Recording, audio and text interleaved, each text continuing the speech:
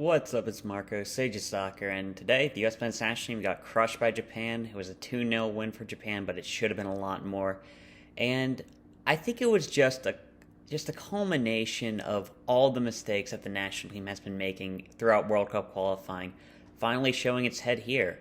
And we have been getting wins barely. We qualified off of goal difference with a couple of calls going our way, and the flaws really started to show here. I think we were drastically outcoached by Japan. Japan was ready for our play. They were ready for our terrible center backs. They pressed efficiently and cut off passing lanes, creating a ton of turnovers. McKennie had a bad giveaway, which led to a goal, but Zimmerman and Long gave the ball away enough that those chances were going to happen anyway. I personally think that we should have treated this game like we were preparing for the World Cup and like we were preparing for a team like England, a team that will have the majority of the ball against us. Because Japan, they're a good technical side. They were going to have the ball against us a lot, but it was a bit more of a forgiving environment. I mean, they should have had like 4 or 5 goals against us, but they were missing a good amount of their chances. This was a good chance to practice a more counterattacking style of play that we would have to use against the bigger team in the World Cup. Because if we just play the same way, we're going to get crushed because we just don't have the talent that a team like England does. Or should we get to the next round like a team like Netherlands, we're going to have to actually use some tactics, and we didn't. We just used our same tactics, our same style of play of, hope we can get the ball forward and hope a player bails us out. And with Pulisic missing, we just didn't have the spark that we needed. This attack was done so weird. For some reason, we were falling in love with only attacking with one fullback at a time, which is just dumb. Sam Vines was effectively playing as a center back in the first half, and Reggie Cannon was effectively playing as a center back when he came on. And I would just, having a back three is good because it allows our fullbacks to attack more, and you do that when you have dangerous fullbacks. We don't. We're just having a back three just to limit our attacking options. It doesn't add anything to the squad. I'm sorry if I'm more angry than usual. I just got my wisdom teeth pulled. I am dealing with pain. It wasn't good enough, and it was pretty clear that we couldn't build out of the back. Zimmerman and Long are terrible, and I'm including Zimmerman in that. He's not good enough for this team. We've given him a pass I haven't. I've been calling him out, but the community's been giving him a pass for a while. He's not good enough to play at this level. John Brooks would have really helped in playing out the back. Of having him and Mark McKenzie, I think, would have been good.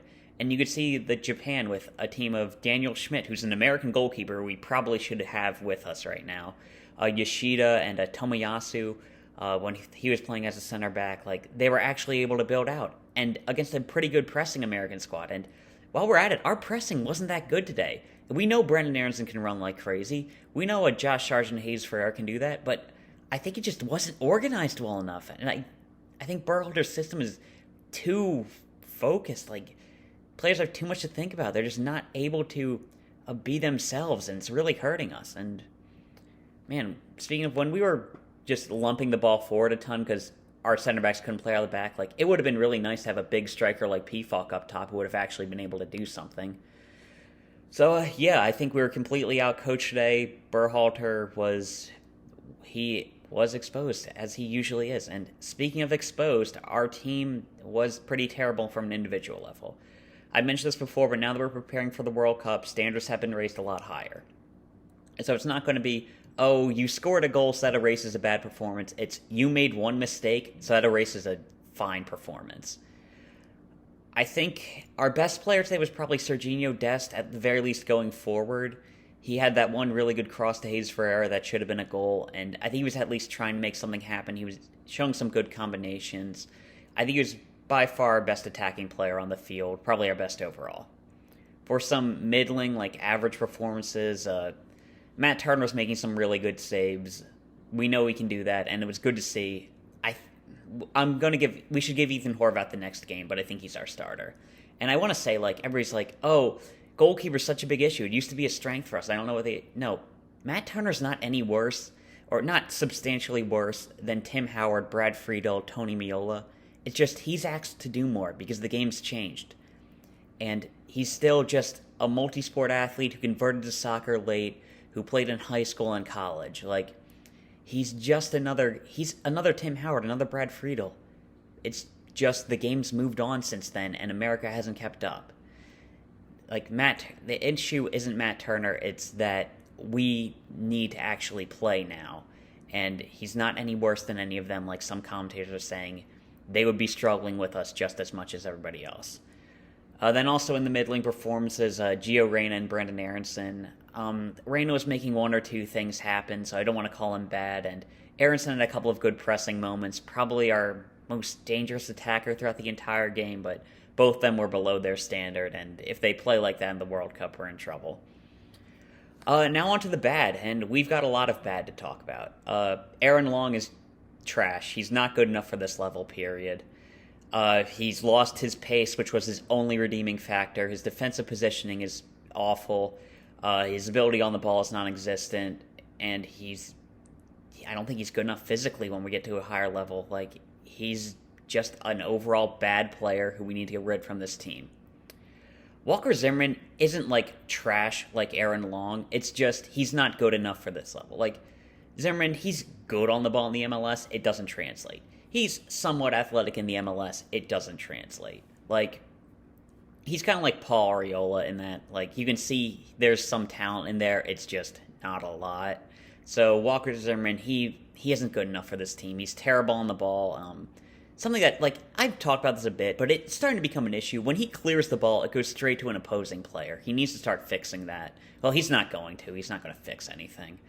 And it was just really disappointing watching these center backs after seeing Brandon Craig and Justin Che in the Revelations Cup.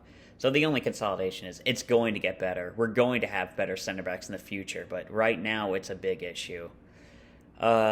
Speaking of defenders, Sam Vines isn't good enough. He should have started this game. I don't fault Berhalter for giving him the shot, but weak defensively. If Ito was having a half-decent game, he would have been exposed even more than he already was. Couldn't make anything happen when he was going forward more in the second half.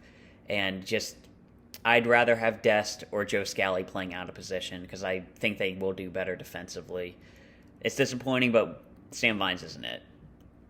Then some players who disappointed. Luca de la Torre needs to realize we're playing against good teams now.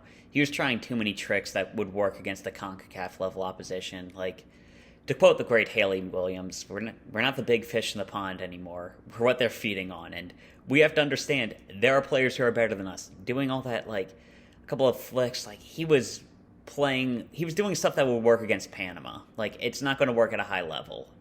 And we should have been playing better teams a lot earlier.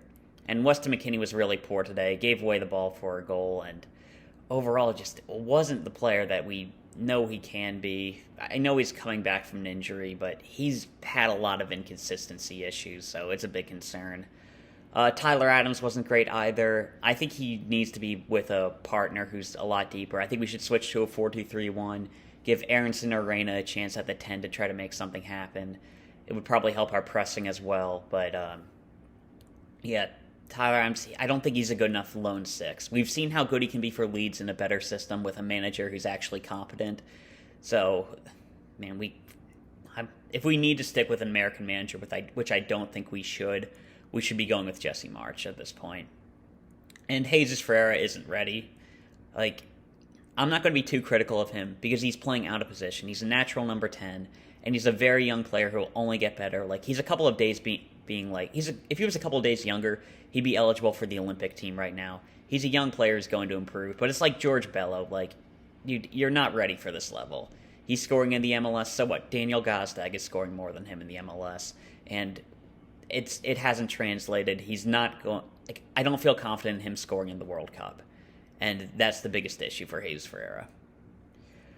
For our substitutes, I thought our only really good one was Mark McKenzie. I think he added some technical ability to the defense. We're actually able to build a lot more, get more on the front foot in the second half, and that was because of him coming in for Aaron Long, who was terrible. Aaron Long is terrible, and it's concerning that Berhalter still has him in the team and was starting him.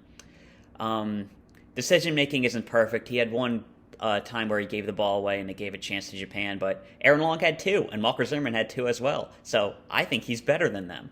He's also faster, better on the ball. He's doing some good 1v1 defending. He had one really good stop that forced a corner kick. Like, I think Mark McKenzie has a decent chance to be a partner for Chris Richards come the actual World Cup. I think I'd still prefer Cameron Carter-Vickers, but I think Mark McKenzie's leapfrog Walker Zimmerman in my personal rankings, and I would prefer him starting over Walker Zimmerman. Josh Sargent was he wasn't bad. It's just he didn't get any chances. And when you have a striker like Sargent instead of a striker like Pefok, you want them to make their own chances. You want them to be able to drop into the midfield, help with build-up, or help with pressing. And I think he added a bit more off the ball than Hayes Ferreira did, but I can't call that a positive performance. Then Malik, Tillman, and Johnny Cardoso, I don't think they really changed the game. I didn't see them affect play much. We had a couple of weak substitutes.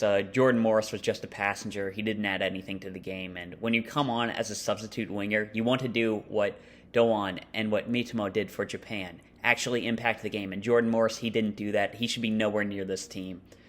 I'm sorry you didn't get your chance in 2018 because guys like Areola bummed it up and you didn't qualify for the World Cup. But we got to be cutthroat. You're not good enough, period. And Reggie Cannon, he was bad today. I think he should not be in the squad. I can understand DeAndre Yedlin being in the team because he brings experience. And I think if we're going to have a backup right back in the weak offensive mold, I would take DeAndre Yedlin for that experience alone. Cannon doesn't offer anything offensively. He's effectively a center back at this point in his career. And if we're going to play with a back three, we should just play with a back three. Put in Eric Palmer-Brown and Mark McKenzie and maybe John Brooks. It can work.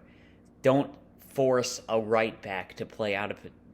Or he's just a center back and he's just not good enough. He got beat defensively for a goal, and this was him coming in as a sub. He wasn't on tired legs. He's just not good enough defensively. He's not good enough offensively. Joe Scally should be in ahead of him. He's just a weak player, and that's it overall. We only had, one good performance, maybe. I feel like I'm giving Dest a bit more slack than he should have. Turner was making good saves, but he was bad with his feet. I definitely give Ethan Horvath the next game. Reyna, I probably wouldn't play him the next game. I still want him on a minutes restriction because we hurt him last time we played him too much, which is another problem with Berhalter we're not going to get into right now. I'd try Aaronson as a 10 next game. I don't know, you probably have to play Reyna then because we are so low on depth. Hopefully Pulisic will be back. But, just wasn't good enough. And honestly, if nothing changes, I don't see us getting out of the group right now. I thought we were the second favored team to get out. We're behind England. I thought we were, ahead of Wales and Iran. But I think before this game, I thought it was below, a 50% chance. But we were still, favored over Wales and Iran, if you know what I'm saying. But now, I can't see us as favorites against Wales. I don't see us being able to break down Iran if they decide to play defensively. If Wales decides to counter us, they're going to burn us with the pace that a Brendan Johnson and Daniel James has. Kiefer Moore just showed he can win balls in the air. And that's not to mention Gareth Bale being an X factor. Being honest, I know Ramsey isn't good anymore, but I don't think there's ever been an American player as good as Aaron Ramsey. So it's going to be tough to win in that situation. Something has to change, and I think it starts by just cutting the fat of this team, making sure everybody is competent on the ball, and that means dropping Aaron Long, dropping Walker Zimmerman, and I'd probably put in a striker who can actually score a goal. So I'll talk about pretty disappointing game, but I don't think I really learned anything, but hopefully Berhalter did. So I'll talk about it now. See ya.